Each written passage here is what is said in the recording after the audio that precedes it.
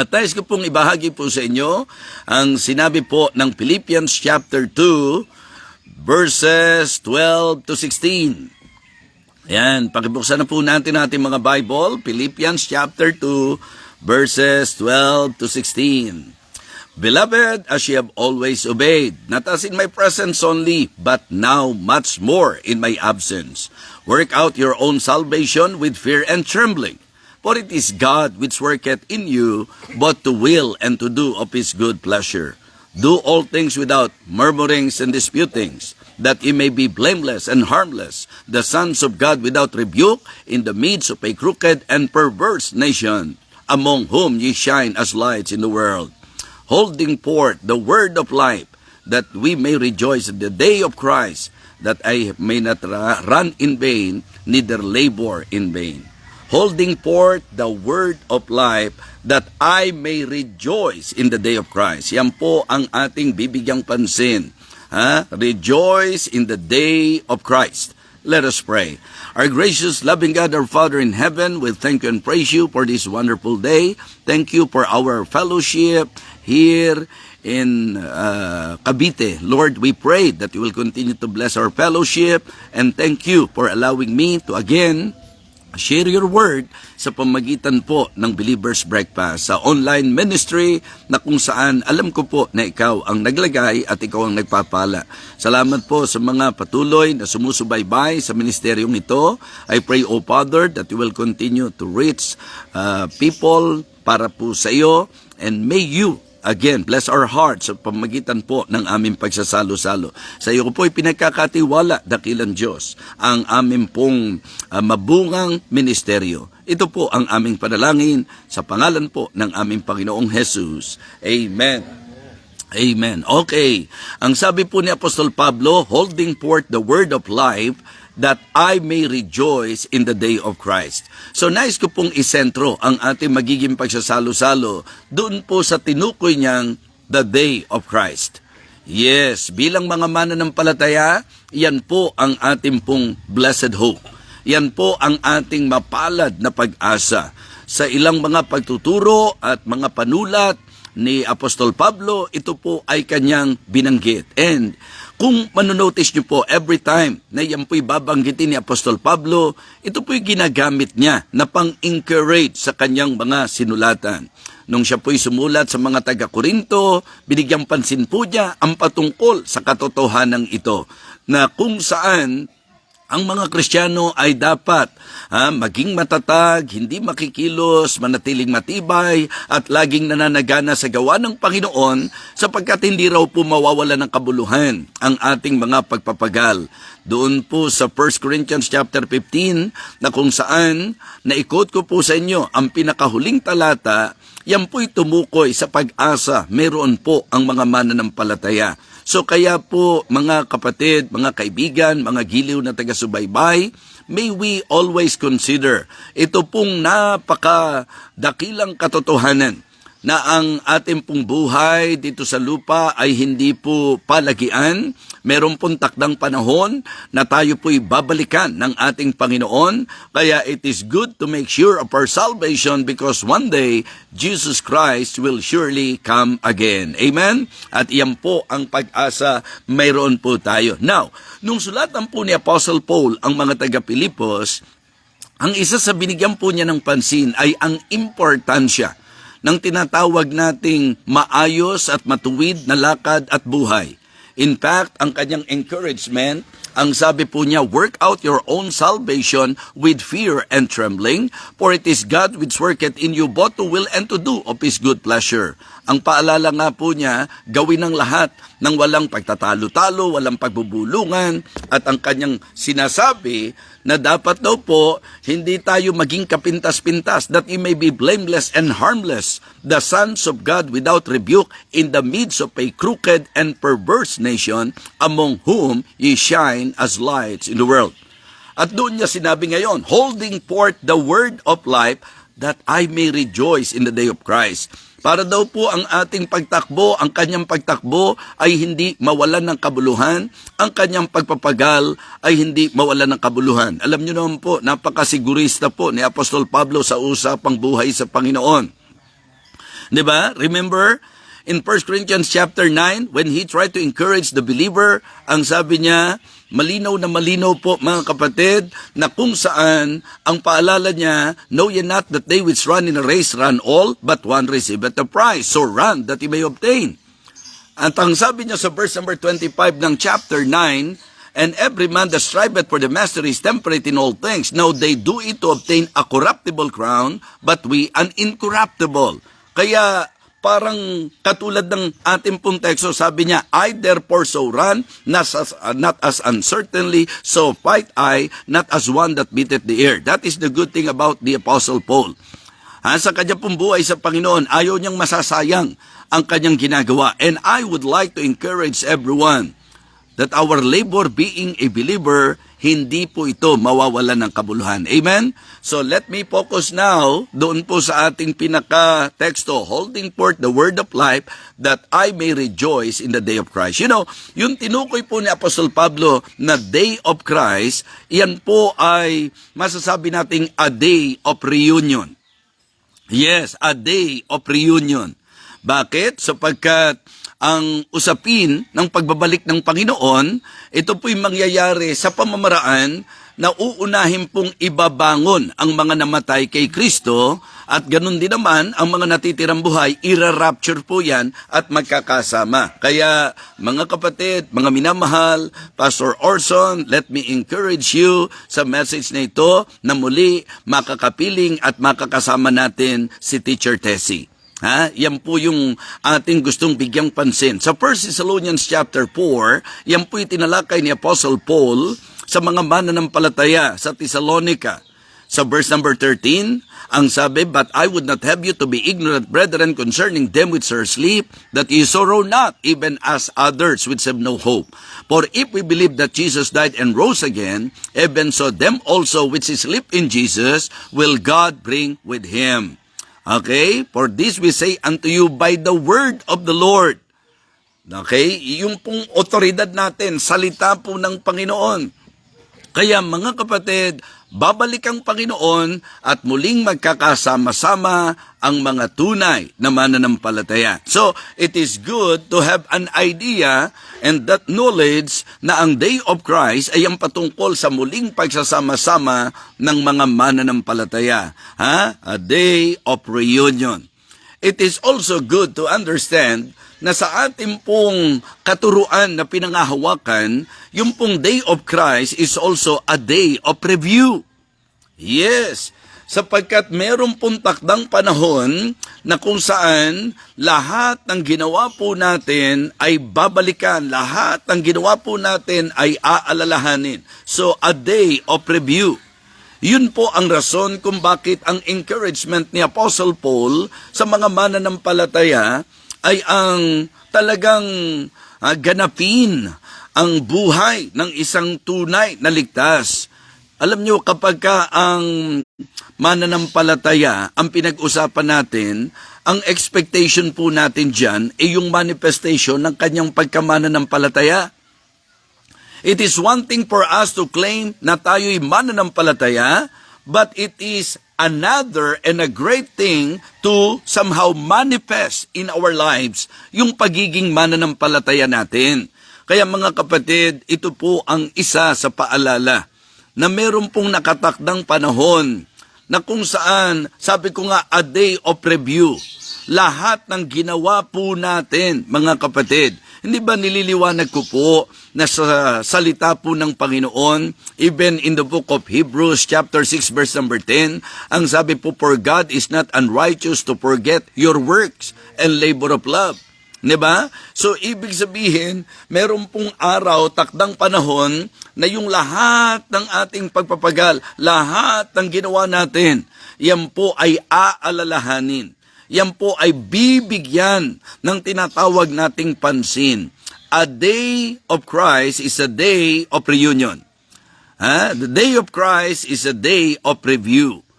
Kaya magandang itanong natin sa sarili natin, pag dumating ba yung takdang panahon na yon, meron bang mga aalalahanin sa ginawa po natin sa ating pong Panginoon, sa ating pagiging Kristiyano?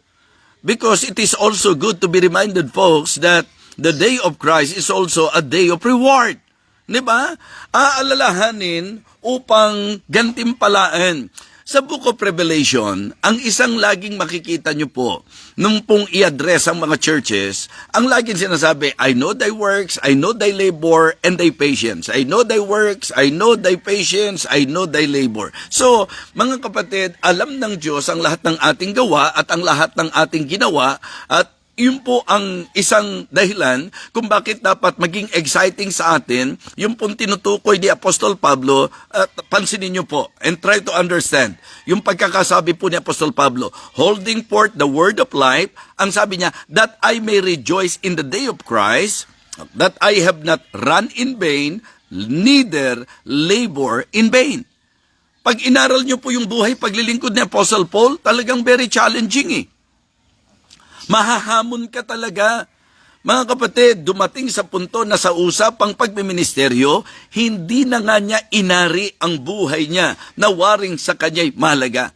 Ibang-iba po siya sa maraming mga Kristiyano ngayon. Kasi ang maraming mga Kristiyano ngayon, pakiramdam pa lang magkakasakit siya, may desisyon na kaagad na hindi dadalo. Si Apostol Pablo, yung tipo ng mananampalataya na hindi basta mapipigil ng karamdaman, hindi po basta mapipigil ng mga anumang atake sa kanyang buhay, because ang kanyang tinatanaw yung day of Christ na talagang pagdating ng panahon na yon, aalalahanin ang lahat ng kanyang ginawa. And the good thing about our teaching from the Word of God is that hindi lang po aalalahanin, gagantimpalaan. Amen? Yes. Kaya nga sabi ko po, sa lahat ng ginagawa natin, hindi nyo naman kailangan magpasikat sa tao. Hindi po ang motibasyon natin dapat ay ang paghanga ng tao.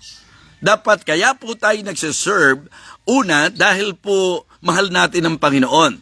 Pangalawa, dahil naiintindihan po natin na sa lupang ito pansamantala tayo at ang ating pong dapat mas tinatanaw at binibigyang pansin at pagpapahalaga ay ang pagharap natin sa Panginoon. Yes, it is good to be reminded, brothers and sisters in Christ, that one day all believers will stand before the judgment seat of Christ, at iyan po'y malinaw na sinabi ni Apostle Paul. Diba? Ang sabi po niya sa 2 Corinthians chapter 5 and verse number 10, for we must all appear before the judgment seat of Christ, that everyone receive the things done in his body according to that he hath done, whether it be good or whether it be bad. Ibig sabihin, whether good or bad. Yan po ay masasabi nating ihaharap natin sa Panginoon. Kaya mga kapatid, yun po ang rason why the Apostle Paul, siya po ay naging very eager, siya po ay very dedicated, very determined, very devoted, and no one can stop him sa lahat ng ginagawa niya for the Lord. And one of the reasons, undeniably, according to what he is always telling the believers, sapagkat haharap tayo sa Panginoon. At alam niyo po, nasaktan man tayo dito sa lupa, nagsakripisyo man tayo dito sa lupa, napagod man tayo dito sa lupa, nagpakahirap man tayo dito sa lupa, nagsakripisyo o anumang ginawa natin sa lupa, basta ito'y para sa Panginoon, all of our labor will not be in vain, because one day we will stand before Him. And the good thing about our God, He is the righteous judge. Amen? Yes, yung pong mga hindi pinalakpakan ng tao, yung pong hindi pinuri na ginawa mo, yung pong hindi natanaw at makita ng marami, dahil meron pong righteous judge, merong Diyos na kung saan siya po ang magbibigay pansin sa lahat ng ginawa natin. Diba? Mga Kristiyano, ang dapat focus at concentration po natin ay ang kalooban ng Diyos sa ating buhay. Kaya nga kapag ka ang Christian life mo, ginugol mo sa mga kung saan-saan. Actually po, blessed na blessed po kami sa mga nag-testimony kagabi. Yung opening testimony pa lang ni Kuya Bay. Talaga namang mga kapatid, napakalaking blessing. Una, damang-dama mo yung kasimplihan ng kanyang pagsasalita at yung kasinserohan ng kanyang pagsasalita. talagang kung nandito po kayo in person, lalo kayong mabe-bless kasi he really emphasized kung gaano po ang kanyang papuri at pasasalamat sa Diyos. Na dati po ang enjoyment niya, kung sino-sino ang mga kasama niya at sa bisyo sila nagsasama-sama.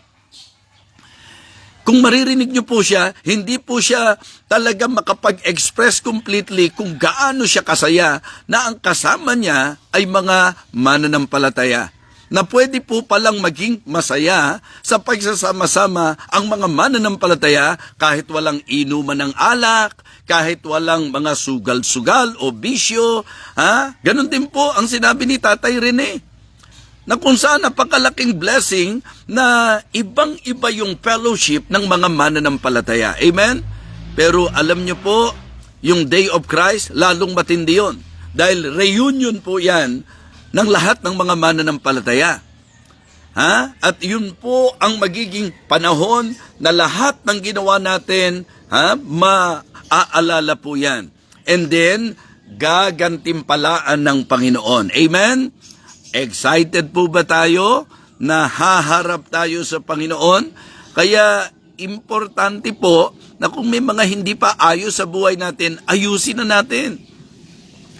Kung meron po tayong makikitang kakulangan as you listen to this message, I believe advantage po ito at iyan po ang aking panawagan. Tayo po'y kumambyo na tayo po ay talagang magpagal na para sa Panginoon. Let us serve God faithfully because katulad ng sinasabi ko po sa inyo, meron pong Day of Christ na tinutukoy po sa banal na kasulatan na ang sabi ni Pablo, hindi niya gusto na ang takbo niya at ang kanyang pagpapagal ay mawawala ng kabuluhan. And I would like to assure every one of you from the Word of God na talagang hindi mawawalan ng kabuluhan ang lahat ng ating mga gawa sa Panginoon. Amen? Yes. Kung meron pong pinakamagandang investment ng buhay natin, i-invest natin hindi po sa mga bagay na panglupa lang. Mga kapatid, let us enjoy the truth na sinasabi po ng banal na kasulatan na ang lahat ng ginagawa natin, kaya mag-e-enjoy lang tayo na gagawin at gagawin natin kasi alam natin isang araw, yaharap natin ito sa Panginoon at ang ating matuwid na hukom, gagantimpalaan tayo. Amen? Mga kapatid, sabi nga po ng banal na kasulatan, si Apostol Pablo, malinaw po, tinapos niya ang kanyang takbo. Siya po na nangi-encourage ng maraming mananampalataya, if you will study his life in the Bible, he is very true sa lahat ng kanyang itinuturo. Ang sabi po niya, malinaw na malinaw, 2 Timothy chapter 4, verses 6 to 8, di po ba? For I am now ready to be offered and the time of my departure is at hand. Ito po yung pinaka-sweet statement. Kasi statement of success po ito eh. I have fought a good fight, I have finished my course, I have kept the faith. Sino kaya sa atin ang confidently masasabi po yan? I have fought a good fight, I have finished my course, I have kept the faith. Okay, sabi ni Deep Thinker, si Teacher Tessie, masasabi yan. Yes, witness po kami. Witness po kami. Kung paano pong nung i-extend ng Diyos ang kanyang buhay, hindi pa rin niya sinayang yung extension ng kanyang buhay. Sayang po na may lakas ka pero hindi mo ginamit sa Panginoon. Hindi mo ginagamit para sa Panginoon. Sayang po na may yaman ka pero hindi mo ginagamit para sa Panginoon. Sayang po na may talent ka na hindi mo ginagamit para sa Panginoon. Sayang ang lahat ng meron tayo bilang Kristiyano kung hindi natin gagamitin para sa Panginoon. Tandaan niyo po, pagka ang buhay natin at ang lahat natin, ang lakas natin, ginamit natin sa mga bagay ng lupa, hanggang lupa lang po yan. Pero lahat ng ginawa natin para sa Panginoon, ang sabi po ng Biblia, gagantimpalaan. Amen? Yes. Faithful rewarder po siya. Righteous judge po siya. At malinaw po yan sa eschatology, sa usapang pag-aaral patungkol sa muling pagbabalik ng Panginoon. Ang isa sa highlight ay ang pagtayo natin sa kanyang harapan upang gantimpalaan po tayo. Hindi tayo nag-uusap ng mga parusahan sa usapan ng judgment seat of Christ. Nag-uusap po tayo sa gantimpalaan, mga kapatid. And it is great and wonderful na talagang ako at ikaw ay maging ibig sabihin entitled sa reward na inihanda ng Panginoon. Di ba sinasabi ko po, nung isulat ni Apostle John, ni John the Beloved, yung pong Revelation, hindi ba? Ang isa sa nakita niya sa kanyang pangitain, mga kapatid, kasi ang Revelation po ay vision. Yan po, that is the only prophetic book in the New Testament. At iyan po ay naisulat sa mga pangitain ng Panginoon kay John nung siya po'y pinatapon doon sa island of Patmos. At ang isa po sa kanyang binigyang pansin, bukod sa siya'y tumalakay at talagang pinasulat tungkol sa mga mangyayari po sa future, ang nakakatuwa po, kasama po sa pangyayaring yan, yung pong natanaw ni John that the Lord Jesus Christ is coming with haste in Revelation chapter 22 and verse number 12, and behold, I come quickly, and my reward is with me. Ang ganda po to give every man according as his work shall be. So, reward ang nakita niya, gantimpala. Kaya, paalala lang po sa mga Kristiyano na sobrang espiritual, ha? Pagka sinabi ko pong sobrang espiritual, minsan po wala na sa lugar. Hindi ako naglilingkod para sa gantimpala. Malaki ang problema mo, sapagkat si Apostol Pablo, kaya raw po siya naglilingkod, ayaw daw po niya, mga kapatid, na talagang mawala ng kabuluhan ng buhay niya rito, sapagkat alam niya na meron pong, di ba, masasabi po nating Panginoon na magbibigay ng reward. Kasi yung Day of Christ na binanggit po niya sa ating teksto, pansinin niyo po yung sinabi ng 2 Timothy chapter 4 and verse number 8, henceforth there is laid up for me a crown of righteousness, which the Lord, the righteous judge, shall give me at that day. Ayan. Yung pong sinabi niyang shall give me at that day, yung po yung Day of Christ. Isa po yan sa kaganapan. At dito, malinaw na si Apostol Pablo mamamatay, ang kanyang isa sa binigyang pansin, yung reward. Tapos may mga Kristiyano na sobrang pa-spiritual effect na hindi ako after sa reward. Kaya pala may mga Kristiyanong tatamad-tamad kasi hindi after sa reward. Kasi hindi na salvation ang tatrabahuin natin. Ang tatrabahuin na po natin ay ang pagharap natin sa Kanya. Walang argumento. Tama po na kaya ka nagsiserve dahil mahal mo ang Panginoon. Pero sa usapang motibasyon ng pagtuturo ng salita ng Diyos, there is nothing wrong, there is nothing evil. It is not bad for us to desire reward.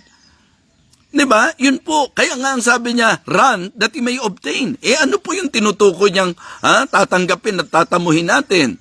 Yung pong incorruptible crown. Yung pong inihanda ng Panginoon sa maglilingkod at magtatapat sa Kanya. Basta, ewan ko po sa inyo. Ako po, aamin po ako na ang isa sa reason kung bakit kahit mapuyat, kahit mapagod, imagine nyo po yung ginawa namin.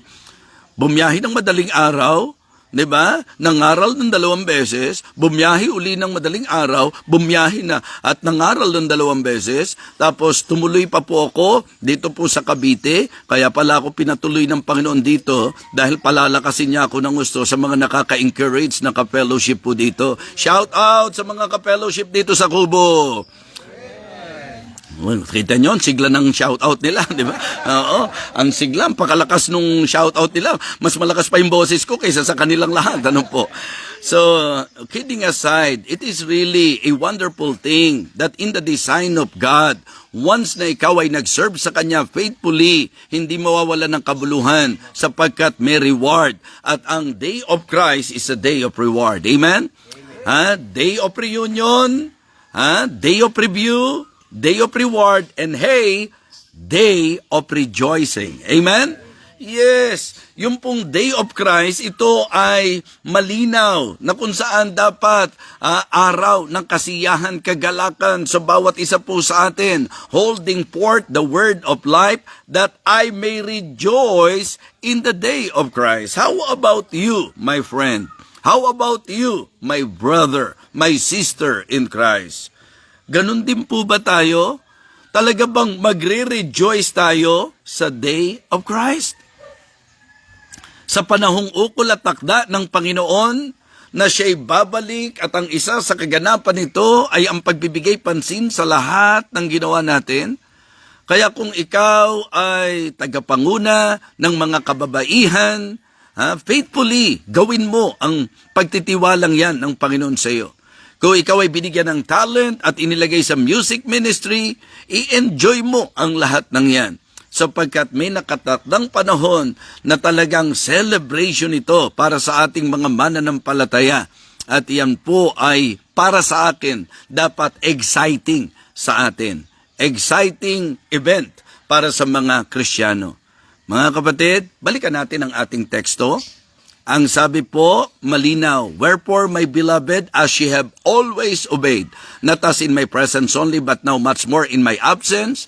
Ang sabi po niya, work out your own salvation with fear and trembling. Bakit daw po? For it is God which worketh in you, both to will and to do of His good pleasure. Ang tunay na kaligtasan ay dapat may maging kapahayagan sa buhay ng mga nag-aangkin po nito. If we are genuinely saved, may expectation po because the Holy Spirit is working in our lives, and that is the reason why dapat yung pong kapahayagan ng paggawa niya sa ating buhay ay makita sa ating paglilingkod. At alam niyo, pagkagawa yan dahil sa Panginoon at gawa ng Panginoon, gagawin natin ang lahat ng walang mga pagtatalo-talo at mga pagbubulong-bulungan. Do all things without murmurings and disputings. Kaya ang magiging testimony natin maganda, that you may be blameless and harmless, the sons of God without rebuke.